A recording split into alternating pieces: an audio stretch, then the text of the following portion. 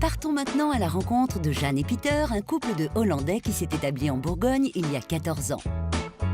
Dans cette région au climat humide et à la terre argilo-calcaire, Jeanne a créé ce jardin que vous avez placé en 21e position.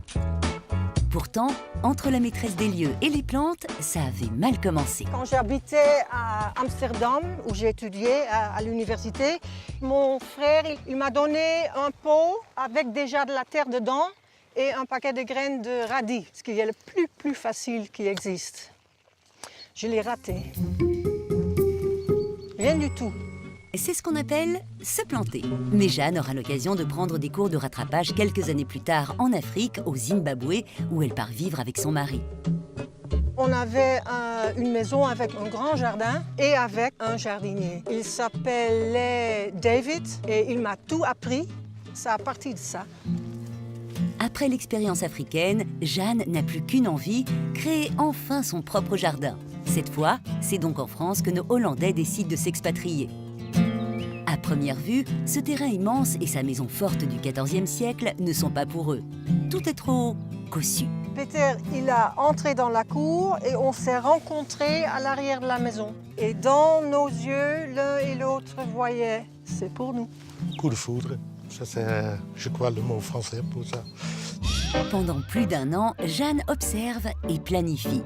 Il lui faudra 13 années pour aller au bout de son projet. Résultat, un jardin contemporain qui comprend un jardin de feuillage sombre, un ovale de graminées et un jardin sauvage avec des allées tracées au milieu des herbes folles où il règne, mine de rien, une liberté très ordonnée. La demeure méritait elle aussi d'être parée de ses plus beaux atours. Dans la cour, le long du mur, grimpe aujourd'hui une sacrée belle plante, la glycine. Aux Pays-Bas, on l'appelle la pluie bleue. C'est une plante idéale, jamais malade, pas de traitement sauf la taille. Il faut le couper après la première floraison et très vite après, elle fleurit encore une fois.